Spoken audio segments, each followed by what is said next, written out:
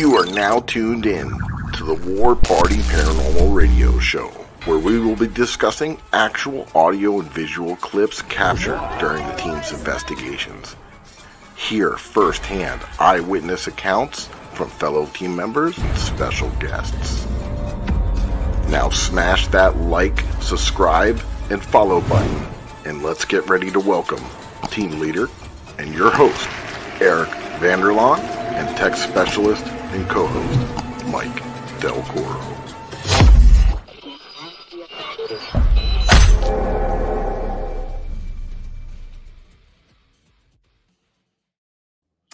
Happy Monday, my paranormal peeps. Welcome to the War Party Paranormal Radio Show, and I'm your host, Eric Vanderlaan, and team leader of the War Party Paranormal Research Team. And right over here next to me, I have... Good evening, ladies and gentlemen, boys and girls. My name is Mike Del Coro. I am an investigator and case manager and your co-host of this amazing show. And we got a great show for you guys tonight. I'm going to let Eric tell you what we're getting into. Yeah, we have a really good guest tonight. We have Michael from Long Island Paranormal Investigators. Got some crazy stuff up there, some crazy haunted locations. This team has been around for quite a while, so they're a very experienced team. They're pretty much similar to what we do. Like, we're non-for-profit. We're there to help people. And I made an intro, Mike. Oh, awesome! Let's check it out. See it? I sure do. Here we go. Bam.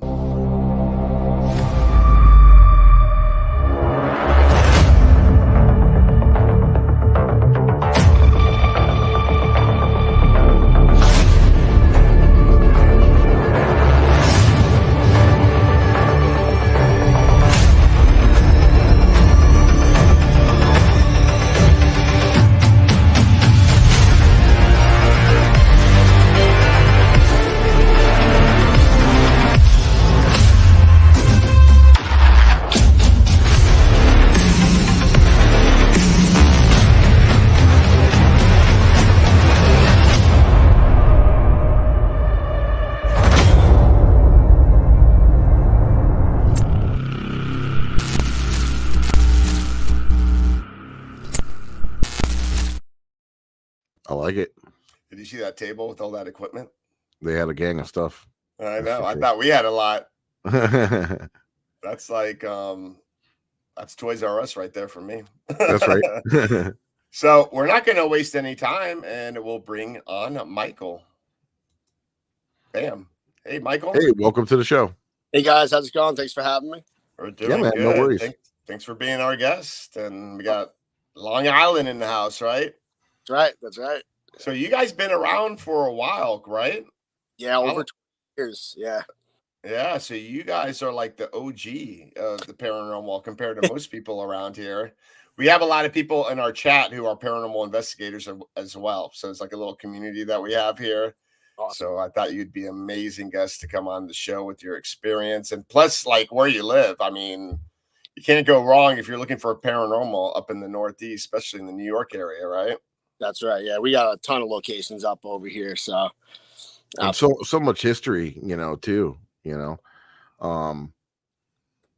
was the spot, right? Everybody coming in from overseas and the whole 9 yards. And my parents came into, my grandparents came into Ellis Island over there and everything. And then you had, a lot of history, history as well.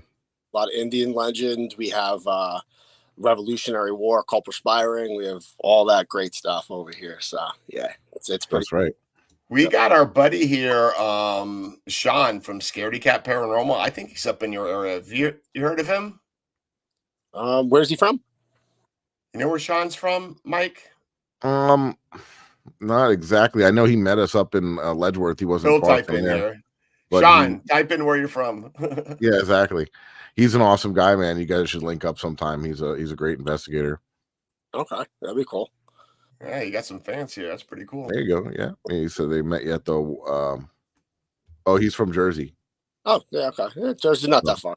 Yeah, it's all like there is a difference though, so don't forget. Yeah, that's right. Jersey ain't New York. New York ain't Jersey. So So true. That's right. I'm gonna say neutral. I don't want to cause any. That's good. Yeah, exactly. Right. But yeah, so you guys do a lot of residential cases and things of that nature, and then kind of tell our viewers and stuff like how you got into, everybody has their own story on how they got into the paranormal and how that came about. Maybe kind of tell us a little rundown of how you got into this crazy field that we're in. Sure. So, I mean, growing up as a kid, I was always fascinated with ghost stories and stuff like that. I grew up with like reading comprehension problems. If you gave me like a newspaper, I'd read it. I couldn't even tell you what the hell I read. But if I something that had to do with ghosts or Bigfoot or aliens and UFOs, I would get it. And it just so that sparked my interest when I was younger. And then, growing up on Long Island, there's a lot of different urban legends that you hear about. And one of the things you do when you get your license at 18, you go to all these spots and you do all that dumb stuff that everyone does. And we were just hanging out one day playing hockey as friends, and we were talking about the different locations on Long Island, and Kings Park Psychiatric Center came up, one of the bigger ones that are here on Long Island. And we were talking about it, and I dared two of my friends to go in there, and they're like, hell yeah, So this is back in 2003. So okay. Old crappy video camera, some walkie-talkies, and we parked at the bar across the street, and then they ran in and got in, and they were in there for a while. They were in there for about an hour and 45 minutes, and this building, and they never came out. Just teasing. This building is massive too. It's I think it's like 12 stories high. It's super huge. It's a very big, large facility, and towards the end, they were in one of the sub-level basements. And they heard a loud bang. The camera shut off, freaked them out, and they ran out.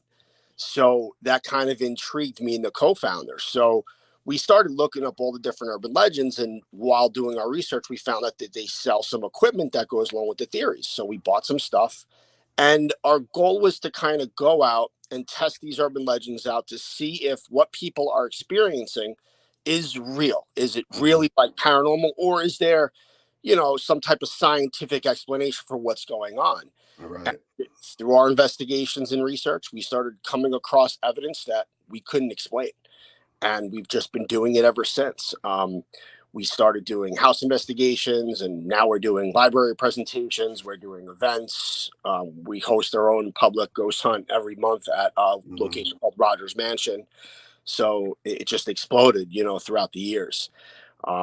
We're very scientific based, but we do bring aspect of, psychics and mediums. Well, we use both aspects. Right. But yeah, through the years, it's been wild. It's been wild. Yeah. Our poor psychic mediums, they go through the rigorous tests. I mean, they really have to prove themselves, because we don't jump into something like that, immediately, I mean, we give, the way our group runs, we treat it like a business. So right. Very strict system on, with all the equipment that we use. Our psychics don't just go out with just themselves. They use audio recorders. They use all the same equipment we use, Yeah, same with us. And the reason for that is I'm not psychic. So I'm just aimlessly, walking around in the EMF meter or taking random photos, where a psychic, if they feel something and they're able to go in that spot and now pick something up, gives it a lot more. So yeah, definitely. Nothing better when a psychic can sense something and then our equipment validates it. That's like the best ever. Like that's happened to me several times, and it just blew my mind away. But yeah, we got a guy on our team, Joe. He's like a human REM pod. So we just watch what he does. So well, basically because I went into this as being skeptic. I mean, just it's really cool. I want to see if it's real.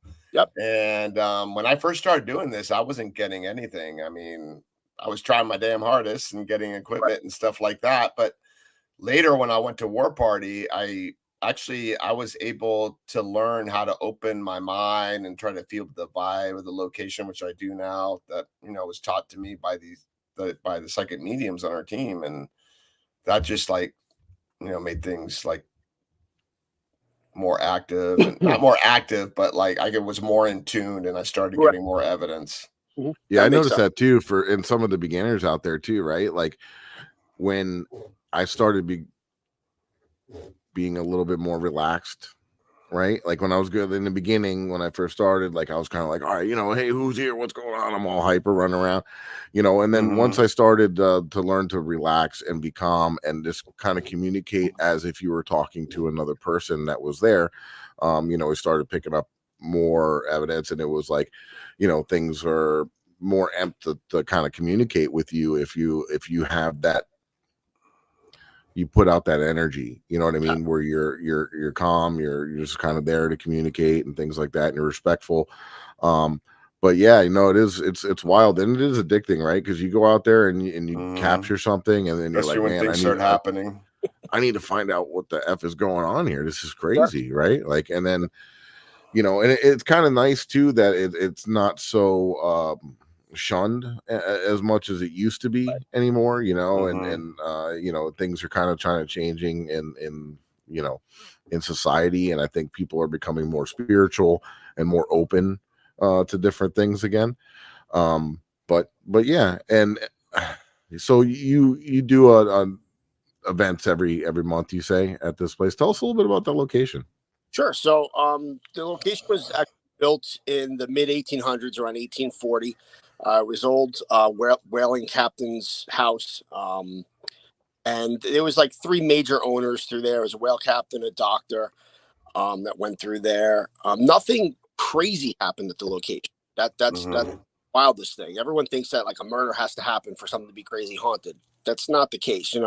In this case, this is a museum. None of these artifacts that are there are original to the house, but they have over 40,000 artifacts that were brought in from all different locations. So if you go theory of something to be attached to a specific item, so because we get everything from male, female, children, and everyone's like, oh, who are we talking to? And I'm like, who knows? Yeah. I have to be in that house every day for an entire year to try to figure that out, Yeah. But it's just, it's your typical shadow people, noises, you'll be in the basement, you'll hear walking on the first floor, stuff like that. Our first investigation there, we had two of our investigators like, hey, can we go down to the basement? And I'm like, yeah, go for it. So they go down there, and they're about, 25, 30 feet apart. And our guys, Tom, he asked, if you want us to leave, can you give us a loud noise and we'll leave? 10 seconds later, boom, a light bulb explodes on the floor. Oh, wow. Freaked them out, like they were fairly new to the field. They come upstairs and they were like shaking. They were really startled. And so I go downstairs and I wanted to get photos of the glass broken on the floor. So I took a couple photos, and in the second photos, just with a regular point shoot camera, I get this black mass that's blocking out all the glass on the floor. And I'm very big on debunking. So at first I really didn't think much of it. Go home, I'm looking at it. So then I'm like, all right, when we go back, let me try to debunk this. Put the camera in front of the lens, thumb, your hoodie sleeve in front of the lens. Couldn't recreate it at all. So I was like, well, that's pretty interesting, Caught tons of EVP evidence there. We've had random equipment hits go off. So, I mean, everyone's had personal experiences.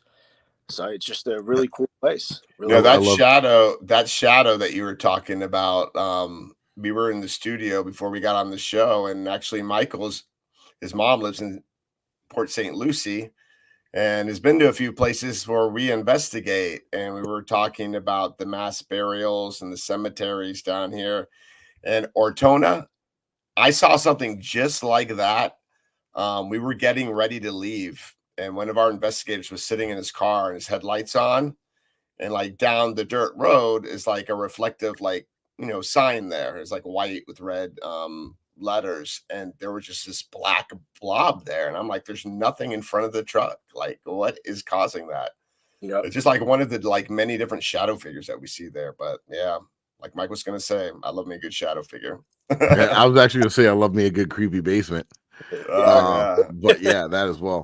And that's funny that you say that, because we have captured photos as well where we've had stuff going on, a REM pod going off, and just kind of point and clicking, boom, boom, boom.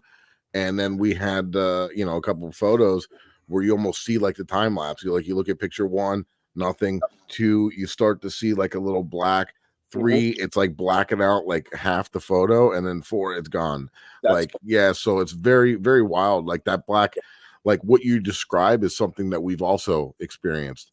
at places. So that's definitely kind of neat to hear that, right? Like that whole like black, almost looks like black smoke, right? Like a smoky mass. Like it's just, it was weird because like on the top of it, like you could definitely see like almost through it because there was a reflection in the back off of something, but it blocked out the rest, which was just wild. I don't know.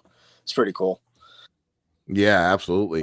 We caught a really cool photo. We were investigating one of the parks nearby, and we have a FLIR thermal imaging camera, and you could actually see this thing start to like appear and then disappear, like in like 4 different photos. It was really cool because you could see like the heat signature off of it. Yeah, that's freaking awesome. Big experience, something like that on a FLIR thermal video.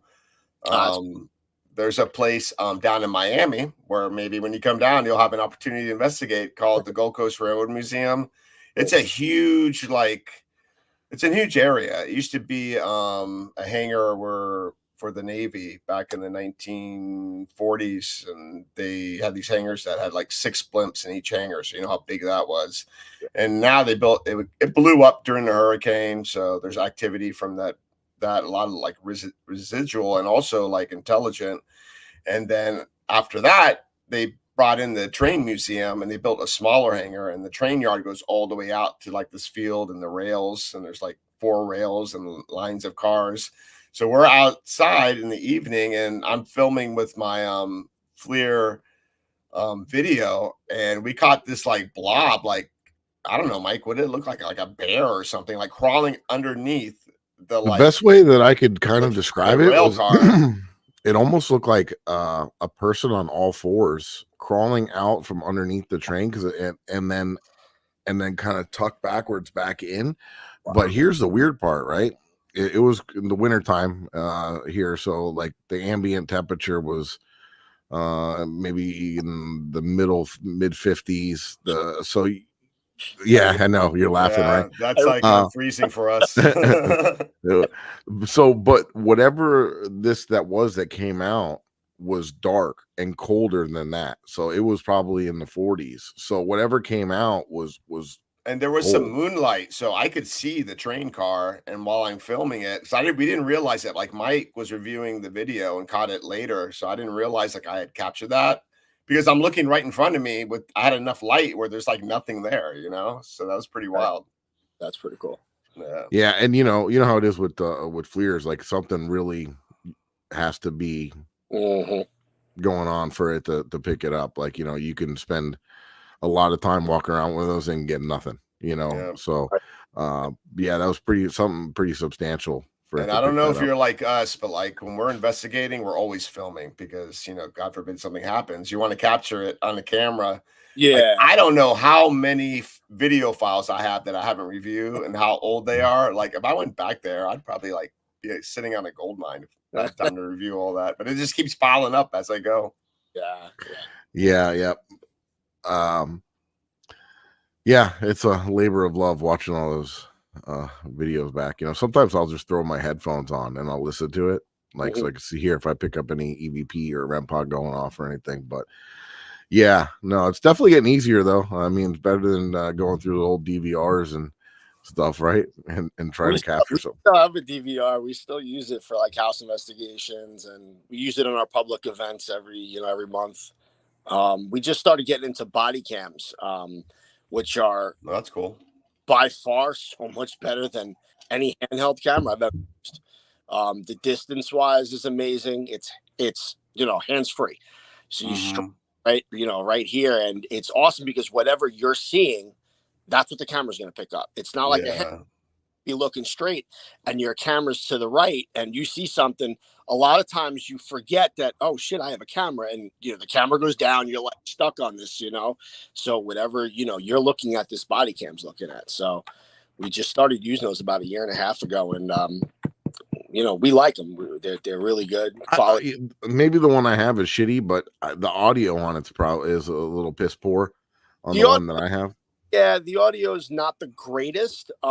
We have captured EVPs on them, but we carry digital audios anyway. So it's... yeah. No, we do the same thing if we're going somewhere pretty wild. Like, we'll strap body cams on too. A lot of times though, when we're filming for our show, the Haunted Files, though, we'll wear them, but we don't really use much of the footage unless we capture anything, because it's not gonna fly on the Right. on the TV. But we do have good mics on the camera too.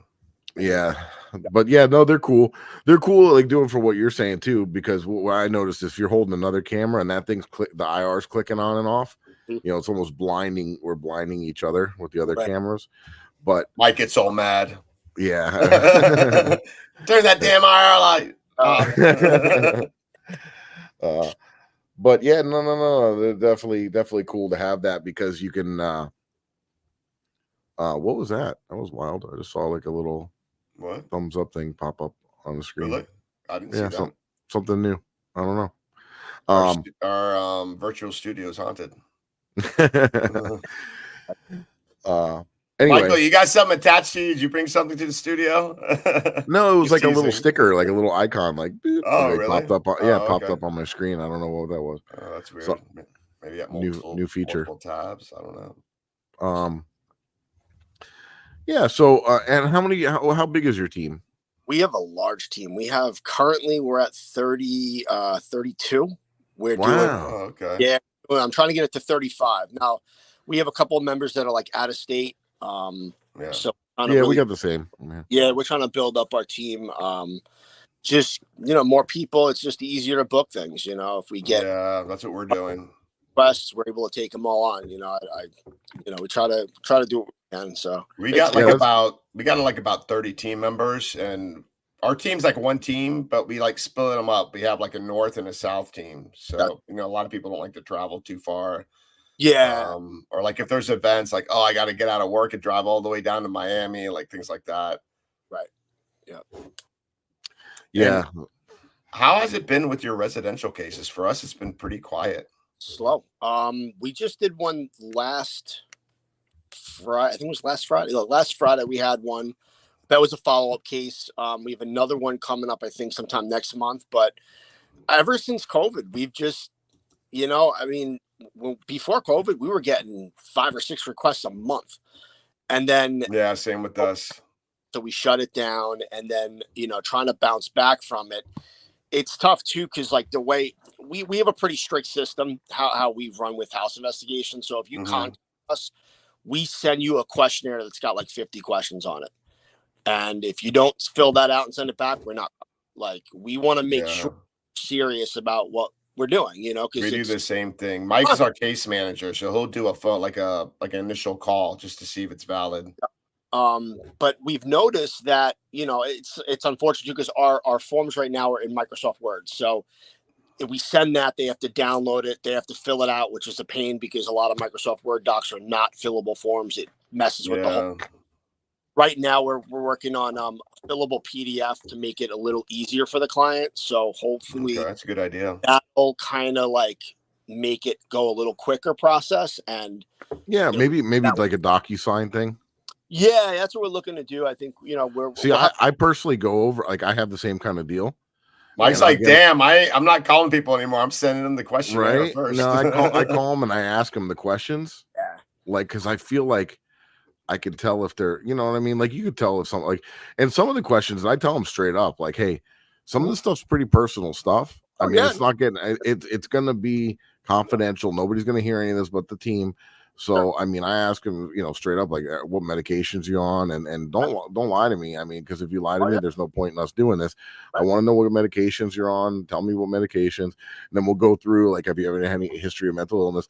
All these different things, and some of them don't really matter. Like, if you had a history of mental illness, doesn't mean that's the thing. Right. It's more that I'm gonna ask you straight to your face these questions, and you're gonna answer me, and it kind of weeds out.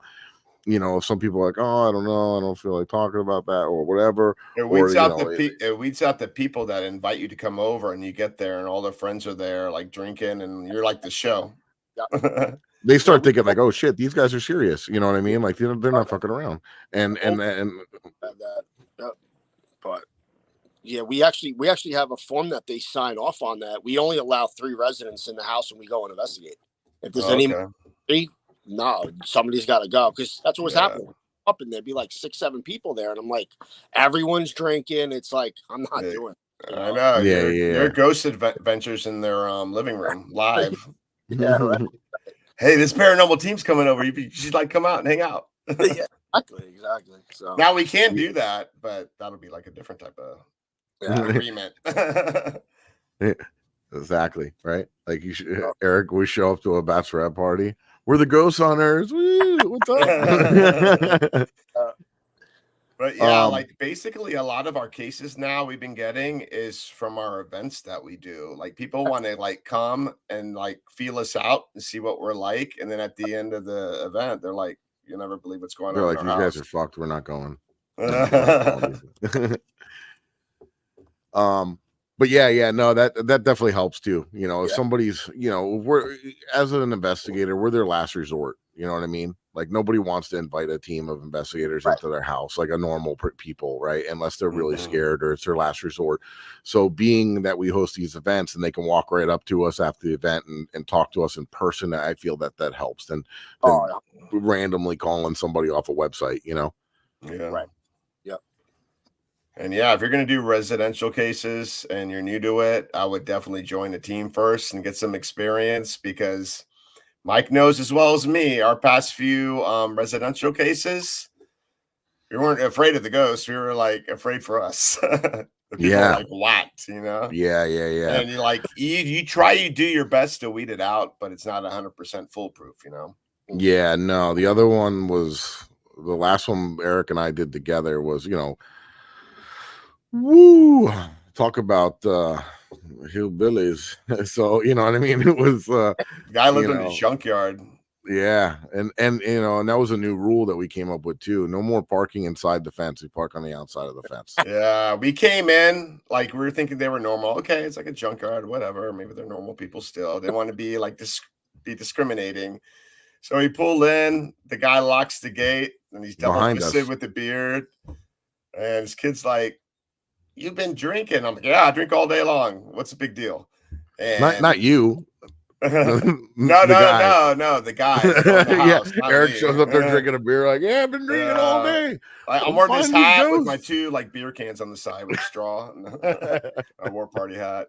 No, but yeah, I mean, and then the wife came out all wigged out on meth or something, and then it was crazy. They stepped out of the house while we were investigating, and we were seeing like all these like bullet shell casings and a lot of weird things that determined that they were shooting up on something, and it was wild. Yeah, it was. Sometimes you're more than a paranormal investigator. Sometimes you're like a drug counselor, family counselor. Been there, done that. Yep. You know, and then the other thing that you said too, like about new, I just want to reiterate this, right? Like new people that are into the paranormal and stuff, don't do residentials if you're new into the paranormal, because not only that, you know, you get yourself in a situation where these people may be really scared, and you might say something that you think talking to your buddies and talking to other paranormal investigators, no big deal, but you might really screw up their psyche. You know, you got to be very careful. And I'm not saying you, obviously you have experience. Don't do a spirit box session in front of them. Yeah, exactly. You don't use ITC devices on. No, we don't either. No. I forbid it. Like, it's one thing if like it's a client that we've been working with for a long time, and then, hey, can you bring this in? Then I'll consider it. But like, we don't do that, because it's the client's gonna listen, and then every little thing that comes over, they're gonna be like, oh, they're gonna be jumping. They're gonna think. We don't share anything, even whatever device we're using. We don't share anything till later. Right. So you don't want to freak them out, because they can perceive it the wrong way, and maybe that's, you know. And sometimes they get a little pissy about that too, like, because, you know, we're like, all right, listen, you know, we're gonna do a quick EVP session and just to see, but can you guys just do us a favor and maybe just step outside real quick?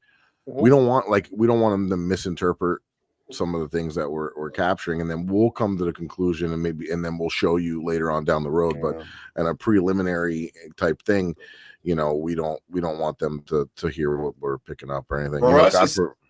Go. I'm sorry, Mike. Go ahead. No, I'm just done. So anyway, it's just like a 4-step process with us. We have a phone interview. We do a preliminary just to feel them out, you know, to get a little interview, see what's going on there. And then we think if it warrants a full out investigation, we'll investigate the place. Yep. And then the last step would be if it needs a cleansing or something like that. We have people that can do that as well. Yep. They can bless the place, things like that. Yeah, we did it pretty much the same thing. We don't do the phone interview, only because sometimes if the client gets a hold of your number, man, you're getting calls at 3, 4 o'clock in the morning, and it's just some people. Mike, that happened to Mike. I found that out the hard way. So now I have a Google. I have a Google number that I could shut off. Mm-hmm. But I like the questionnaire because then, like, if they really are like interested in getting an investigation done, then they're going to fill it out. If they're like, people like got to get motivated, even do something simple as that. Yeah, I mean, when they fill out a case request on our website, it's like it asks you a couple questions, and then we send you the big questionnaire, and then we look that over. And then when we get to the house, we sit with the client again, and we give them another interview. And then afterwards, we kind of like look over and see if there's any differences and discrepancies and all that. So, but yeah, it's a process. That's why you said, like, with anybody new coming into the field, yeah, I would give it time, make sure you know what you're doing, because, man, you walk into somebody's house, forget it. It could be a lot. We have legal forms that they all have to fill out, confidentiality, liability forms. Yeah. They're insured as well. A lot of groups are not insured. All it takes for you to step in somebody's house and then they're suing you, and now yeah, exactly. It just sucks. So you got to be real careful. It took us a long time to get insurance, but we've had the legal forms since day one. We had a lawyer in our group. He wrote them all up for us. So very cool. And I always share that. Very smart. Anybody out there that is doing investigations, if they ever want a copy of what we use, we'll send you guys copies. We have Word documents. All you got to do is change your information to your paranormal team, because we share that stuff. I'm not going to hold that from anybody, Yeah, that's why we do this show, is we like share ideas and learn from other paranormal investigators. Just like a lot of people you see here in the chat, like almost every single one of them here are paranormal investigators. So it's just a big old para-unity thing that we're having here. Yep. Yeah, plus it's neat for some of the listeners, because this goes out on the KGRA Digital Broadcasting Network and stuff like that, and some of the people that listen, they just want to check in and see, like, hey, what's going on? Like, what is this whole paranormal field about? Like, and they get to hear the non BS side of it, like, a couple guys sitting around the table talking about what we do, and that's pretty neat, I think, and to be able to bring that forward and have people be able to see what it's like in the field, like, just like anything else, you had a couple guys sitting around talking about what they do and everything. You really get a feel for, how it works and what's going on, and the way that, they conduct themselves and the things of that nature. Don't get me wrong. We like to have fun. We like to joke around and have a good time, but some of this stuff is pretty serious, like you said, like when you're doing residentials and stuff like that. Why do you think that is, that it's slowed down? Just kind of bouncing it off you, like after COVID, because we noticed the same thing down here. I thought it'd be picking up by now. I thought so too, especially like we kept, a lot of teams didn't investigate during COVID. We did. Because we still do our urban legend investigations. Our group meets up every Thursday night, and we have our meeting, and then we go out and investigate an urban legend for like an hour and a half. Oh, and cool. During COVID, that didn't stop for us. We stopped for about 2 months, and then we went right back out, and no one was out. I mean, it was dead. And the crazy thing was, I was on a roll. I was literally, every investigation I was doing, I was capturing 2 EVPs every single investigation. I couldn't believe it. I was like, holy crap. The more you do it, the more you get, because they become familiar with you. Well, I think it was just the fact that no one was out. Everyone that too. Died, and I think by us just going out, whatever was there was just like, hey, somebody's here. Let's talk to them. It was just the craziest thing. And I thought after it died down that people would start to like pound us with house investigations, because there was no one to talk to. Nobody was coming in there. You're in your home now. Now you're in your home a lot more. Right. Not, they're usually, it's like nighttime, but now they're home during the daytime and you can experience stuff. But I thought it was going to be like a huge increase.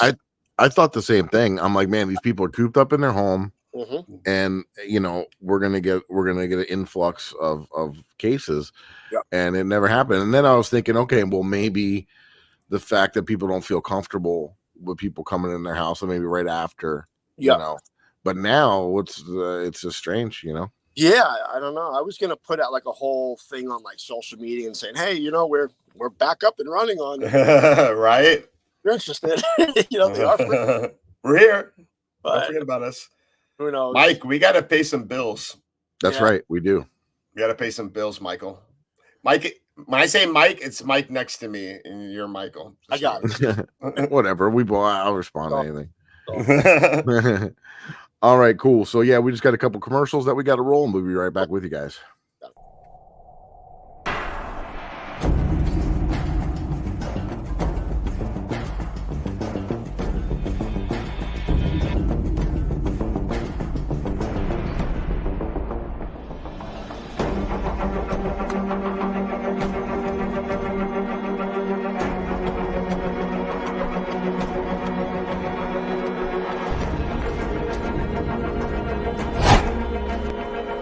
What is up, my paranormal peeps? You may be wondering why we're holding something like these in our hand, and my buddy's going to tell you all about it. The reason that we have this paranormal equipment in our hand is because we're giving a big shout out to the Ghost Hunter store, one of our sponsors. They're your one-stop shop for everything paranormal. That's right, and you may have seen some of these equipment on your favorite paranormal TV shows.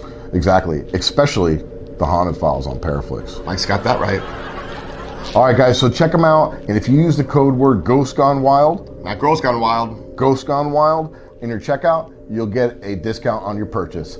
Thank you, guys. Peace.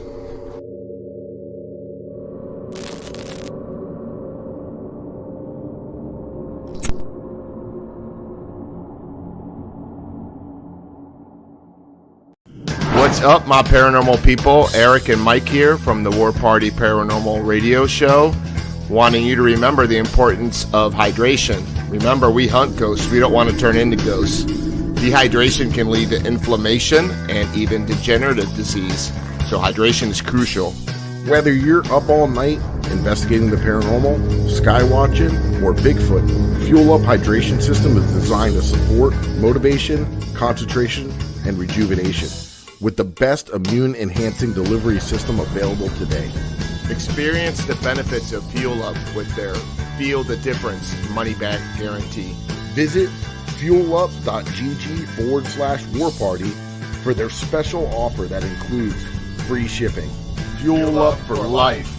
Hey, Eric, how did we do? It's awesome. All right. Well, maybe we should stick to hunting ghosts. I don't know if commercials is our thing. True that.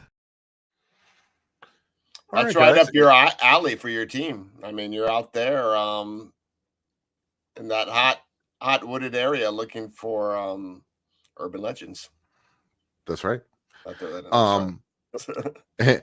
And guys and girls, and we have the first season of the Haunted Files out now on Paraflix, so you can catch up on the first season. We're getting ready to release season 2 coming up the beginning of 2024, and I think we have like 7 episodes out there. We did an awesome Halloween special that was a really weird investigation, and earlier we were talking about the House of Refuge, so we're gonna roll that one. And yeah, guys, check them out. It's streaming now on Paraflix. And if you are not subscribed to Paraflix, if you use the code The Haunted Files 25, you get 25% off your annual subscription. It comes out to like $30 a year. There's a lot of great content on there. They got movies, other shows. They got music videos. I mean, they got all kinds of stuff. It's a great platform. And yeah, so here's the House of Refuge.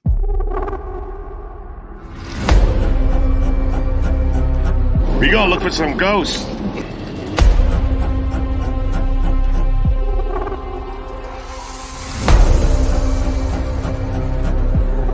This house has seen death.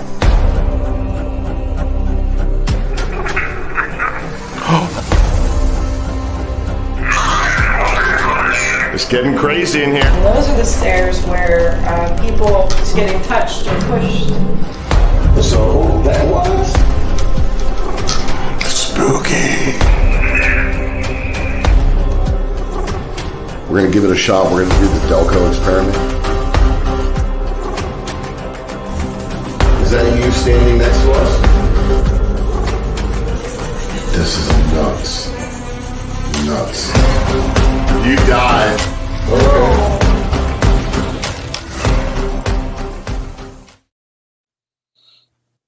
That was a great investigation. Yep. Michael's coming back. He's coming back soon.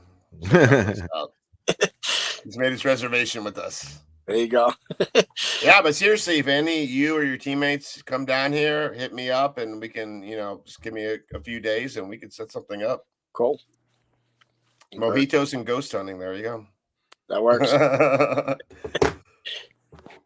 So, I saw like in the intro when I was going through your stuff, putting it together, I just saw that table with all those devices. Couldn't stop drooling. But anyway, I wanted to ask you, like, what's your like go-to piece of equipment, like something that you like to use all the time? If it's a recorder, what's your favorite recorder? I mean, my favorite piece of equipment uses definitely digital audio. I will not do an investigation without it. Yeah. I have an old school Olympus. There you go. The original model. It's the VN 960 PC or something like that. I think I have that one. You can't even I still have an XP laptop, Windows XP. You could download it to because all the new drivers, you have to trying to find one that will work with it. But that's the one I use. A lot of the groups that we have about, 20 audio recorders in the group. Most of the we have the newer model Olympus, but we don't go out and purchase $400 recorders. It's not needed. Mine's $40 recorder and I catch up all the time. So, but yeah, you can go on eBay and get something really good, probably less than that. And even any type of Olympus are very affordable. Yeah.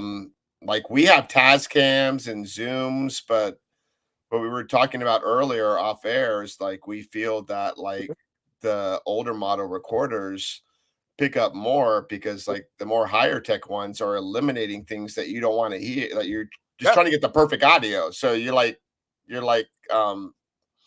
just hurting your chances of getting more EVPs that way. Still use audio cassette in our group every once in a while. Cool. I train every investigator on it, and then we usually, once people use it, and we have what's called the certification process on our team. Once you use it multiple times, you get certified in it. But with audio cassette, if it's a big investigation, we'll bring that along and use that. I wish we could still use 35 millimeter camera. That'd be cool. Don't develop anywhere. It just sucks because I mean, as much as digital cameras are good and they're easy to use, there's no negative to back you up. I like proof. I like to have that proof. And with 35, you're not faking that. It is what it is, and that's it. You have the proof on the negative, which I like. But unfortunately, the new age, the new equipment, I'm an old school guy, I still got my my Sony High 8. I still have one. Yeah. We got mini DV. We have all the old school stuff. The night shot's awesome on that camera. Great. Yeah. And then you hook up an external, it's even better. But yeah, I'm too lazy. A lot of the newer equipment today it's okay. You just, you have to put it through a test run because what they're telling you with the text, yes, it does, but it also has other features on that people don't realize, the meter, for instance. I mean, we all know it detects EMF. They're not telling you it detects radio frequencies, and it does. Cell phones set it off, walkie-talkie set it off, wireless mic set it off. Everything. Don't know that. You're getting false positives everywhere you go. Yeah, I did a whole video on that for people on YouTube. You fart, it'll set it off. Yeah, exactly.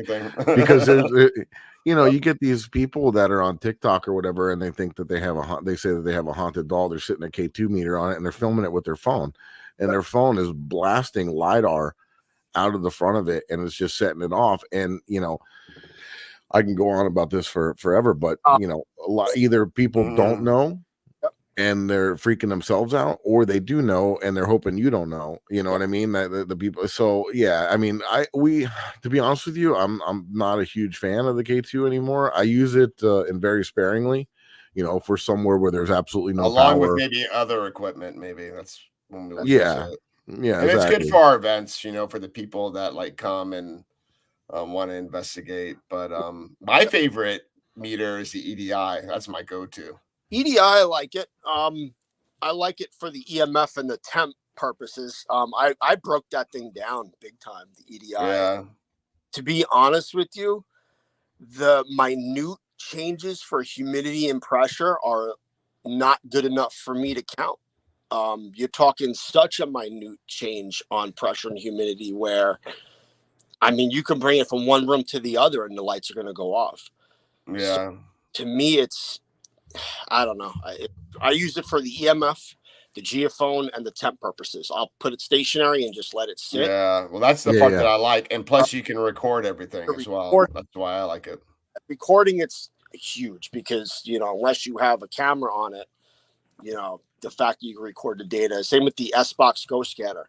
Everyone always talks ESP7, but the S-Box, you could slide a little SD card in that thing and record the entire session, you know, which is great, you know, but. Have you seen the new SB7 Pro? No. It's awesome. We just got it. I've been playing with that. The Ghost Hunter store sent us one for sponsorship. Okay. To use. Yeah. So it's got some really cool features. I mean, it has, you know, back in the day when we used to take the SB7s to take the antenna out. Yeah. Have you ever done that? Yeah. So now there's a switch on it where you can shut the antenna off. Oh, I like that. Yeah. And then there's also, you can change the hertz too. So when it's sweeping, it sweeps to certain hertz. And the other cool feature is it has like a REM pod portion where you could set it down with a static camera, and if something goes up to it or whatever, you know, and sets the REM off, it starts sweeping. Interesting. So that's the speaker is quite loud. Like, and they also, you can like tap on the speaker like to mute it, and it'll mute. Yeah, because you could flip it around, right? So if you wanted the REM to be sweep, or you can have the REM to be mute. So if you turn the REM to mute and then you just touch it, it'll mute. So instead of having to cover the speaker, sure, you know, like when you cover it, so you can ask a question and like, oh, you can just touch it and it'll mute, and then you can unmute it. Interesting. What is that running? How much is that going for? Man, I think they're like $300 or something. Damn. Everything's so expensive, right? Yeah. But I would say it's. I hate this freaking economy. All right, it's rough. But I feel it's better than the regular SB7, and it's not as complicated. It's a little bit bigger, but it's still handheld. Nice. And it's like in between the SB7 and the SB11. Okay. In size. I don't like the SB11. There's too much shit on it. It's like if you sit there and play with the thing for freaking. Yeah, I have never used one. I've seen it, and I was like, just gonna stick to what we got. I got one that I probably used like 3 times. Right. I mean, it does. I mean, it's kind of neat for certain circumstances, but like you could sweep AM and FM at the same time, so it has 2 channels. Okay. But that's really about all it does, other different than the 7. Yeah, I was at a convention a couple weeks ago. I was New Jersey Parent Unity Expo, and there was a guy there. They were doing stuff with like ITC, and he was running white noise, but he was saying the problem with white noise is that it comes through so fast where you'll never hear anything. So what they were doing was they were recording it with white noise, slowing it down 50%, and all this stuff started coming through. Oh, that's really cool. Well, that's interesting. So I think that's something that my team's going to start to check out, because he built this whole device where it cancels out the white noise and all you hear is just what's coming through. Mm-hmm. They test mode, they'll probably release it to the market in about a year. But I asked him about, what if we played white noise and then through Audacity slowed it down 50% during the analysis process? Would that work? And he's like, theoretically, yeah, that would work. So we're going to try to test it out and see if we get anything. I mean, we've recorded with white noise in the past, but never thought about slowing it down. That's very cool. Yeah, Joe on our team, what he'll do is he'll take a spirit box, like do a spirit box session, and just take his audio recorder and record it while he's doing it, and then play it back 50% and slow down the actual spirit box. Sure. And that's I would say like a cheaper way of doing it than buying the new ANC like little panel that they have that you could slow down and back. You could just record it and then play it back slower, because a couple of the recorders have a preset where you can play it back and you flip it down, that cuts at 50%. You could set the speed. So and that works really nicely as well. Sure.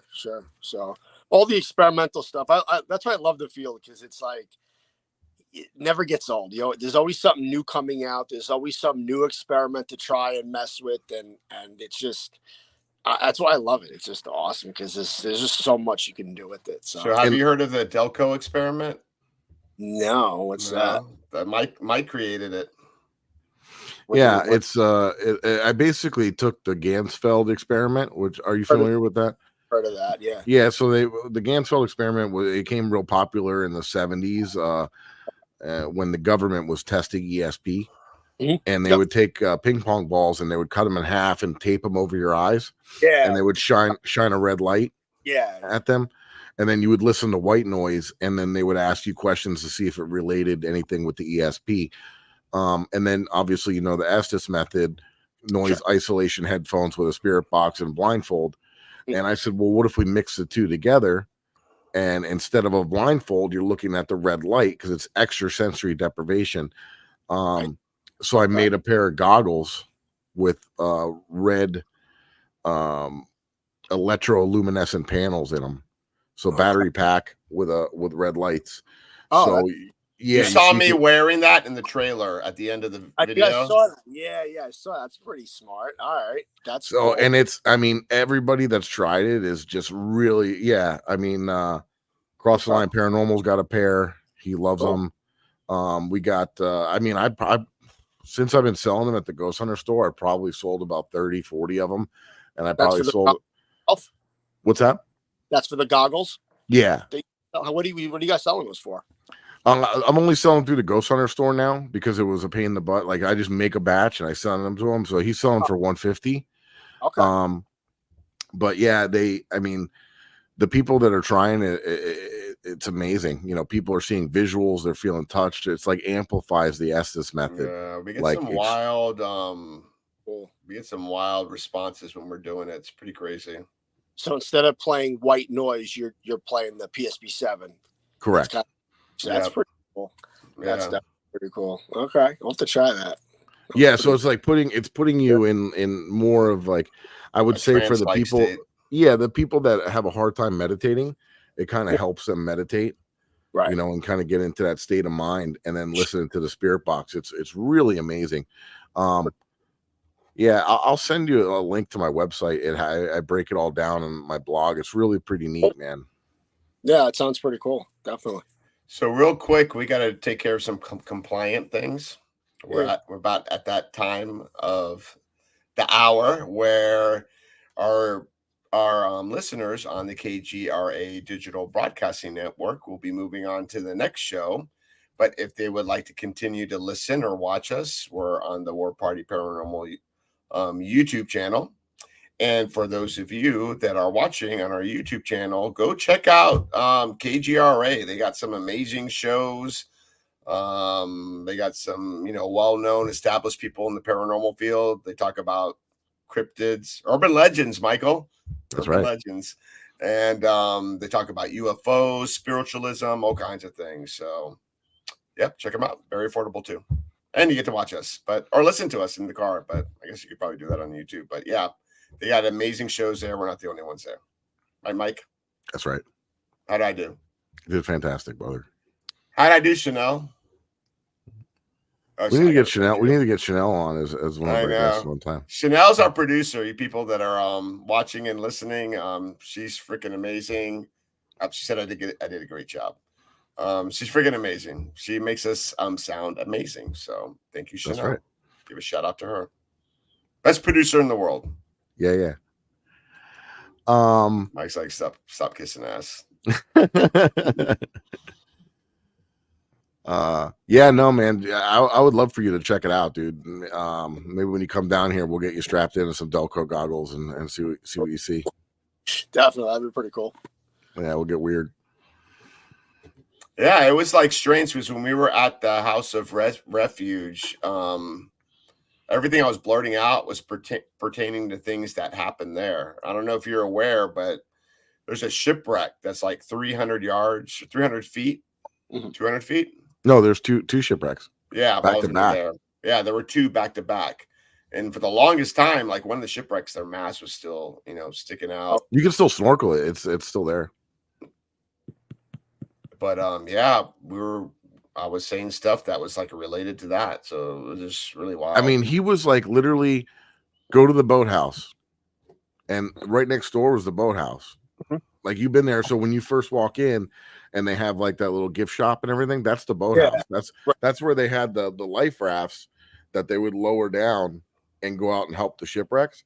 Okay. Yeah, there's a garage door, and you can see the ramp that goes out to the sidewalk. It actually went all the way to the water. And he's saying like boat ramp, get it down, go now, people, help. Like it was a banana sandwich, dude. It was nuts. Yeah, that's pretty cool. And you know, I don't know if you know who Patty Negree is. I've heard of her. Yeah, so Eric had her try it, and she said after doing 30 years of sensory deprivation in altered states that she's never experienced anything like this before in her life. Yeah, hers was wild. I mean, we were in Virginia City, and the things that she was saying, she was like, she randomly said cat ball, and the cat ball goes off. Like, how wild is that? Wild, But yeah, REM pod was going off around her. It's just nice. She was seeing weird visuals, and it seemed like it was relating to like the history that happened there in the past. It was very cool. Very cool, yeah. Going back to psychic mediumship and equipment, having them come together and, you know, verifying each other. Very cool. Oh, yeah. Actually, I think I have a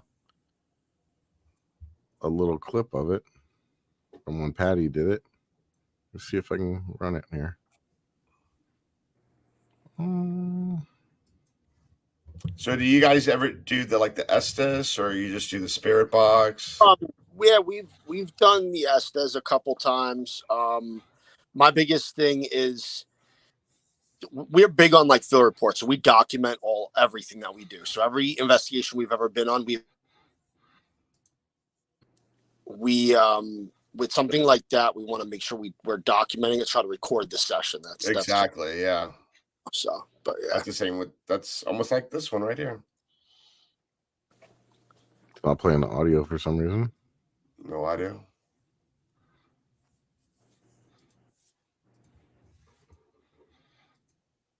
Nope. That's weird.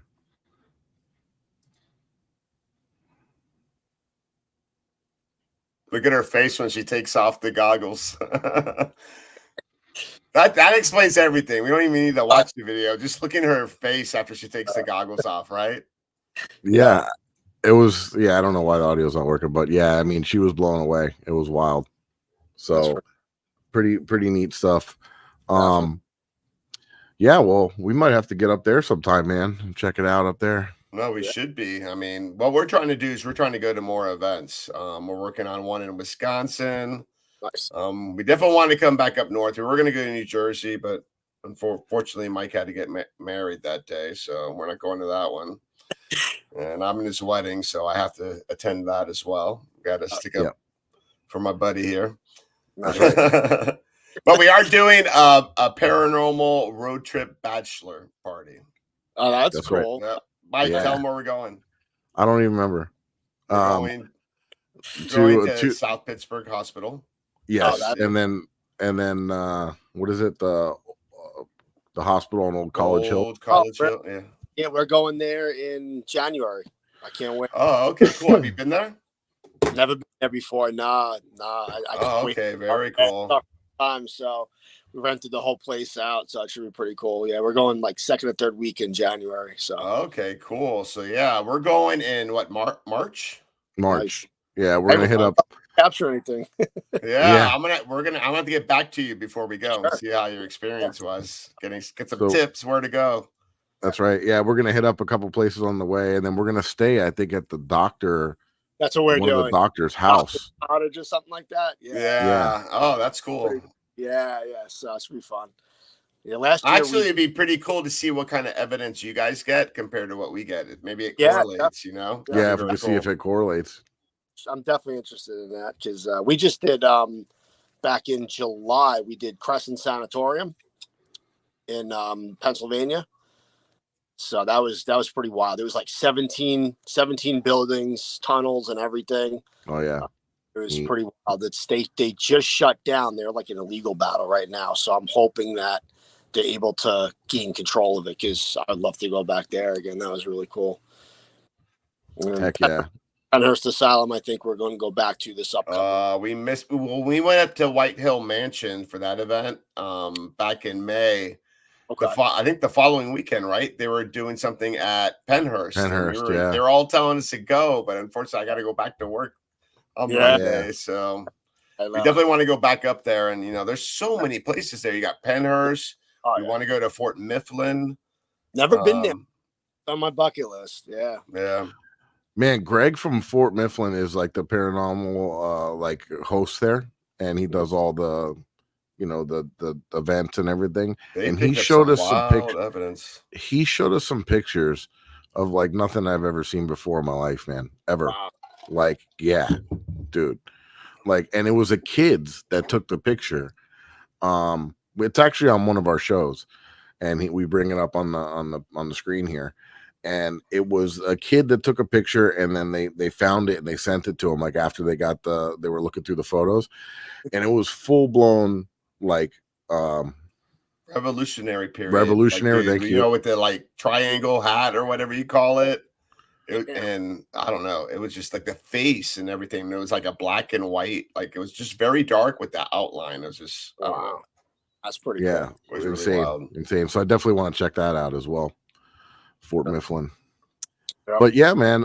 Hey, so tell our viewers and stuff where people could find you if they want to check out your content or find out what events you have going on and things of that nature.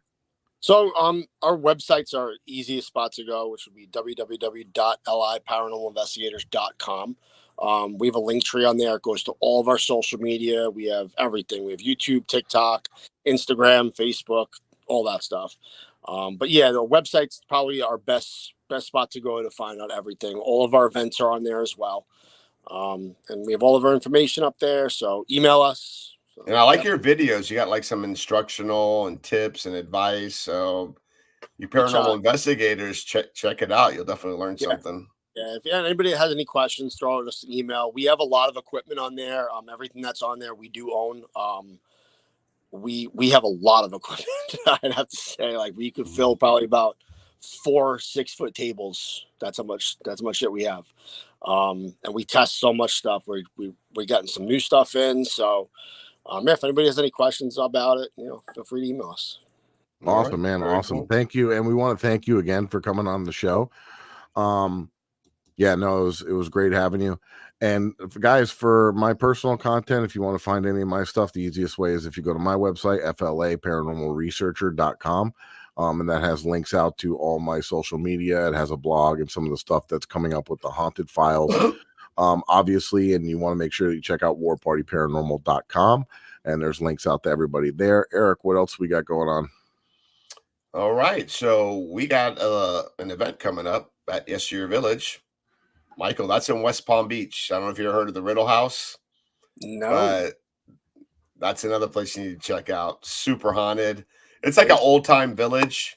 Okay. Where they these historical buildings were going to be demolished like all over Florida, and they brought them to this one location, Yesteryear Village, and restored them to life.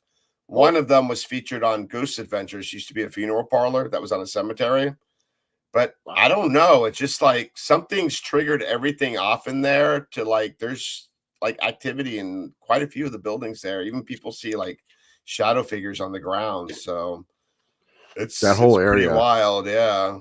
So yeah, that's coming up December 9th. So now we're slowing down. We're done with Halloween and the craziness. We were having events like at one point, I think I did like 7 events like in 10 days. So it was pretty wild. But yeah, so and also I want to let people know that we have a very talented team here at War Party Paranormal. Everyone's doing their own thing. We have someone that does music. We have Joe who has Florida. He has a podcast on weird stuff about Florida. So one of our investigators, Franny, she has her own thing called Supernatural Eye. Mike is the interviewer.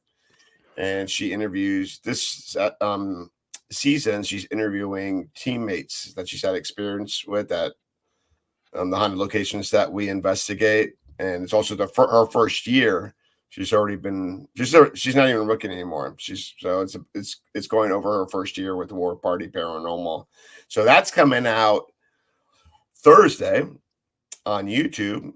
And Michael's the interviewer, and our teammate JP. Anyone in the chat who knows JP is, he's going to be on the show, and we're going to be discussing the haunted Wheatley House in Davie, Florida. So I got a little trailer I'm going to play real quick for that.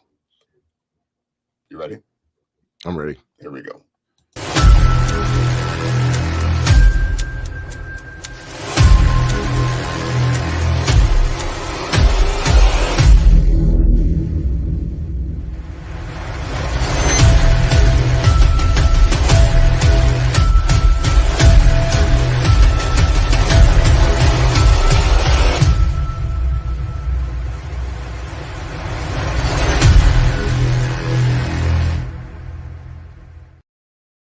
Yep, so go check her out, Supernatural Eye on YouTube. Make sure you like and subscribe and check out all her videos and our other teammates as well. Actually, our teammates, their YouTube is linked to the War Party, so you can find them there. Right, Mike? That's right. And me, I'm just Ghost Hunter of South Florida. You can find me on Facebook, Instagram, TikTok, YouTube. Not very active on YouTube as I'm active on this YouTube. And also, don't forget to check out Haunted Files. We just had a Halloween special. Got some crazy activity there, so you don't want to miss that. And Mike, just around the corner is going to be season 2, right? I know. Looking forward to it. Yep. So stay tuned for that. We're going to be starting off with a bang. We're going to have a two-part series, so that's right. Be on the lookout for that. All right, guys. So thanks again for joining us, and thank you all our viewers and watchers, and we'll see you again. Thank you, Michael. Monday. No problem. Anytime. All right. Peace.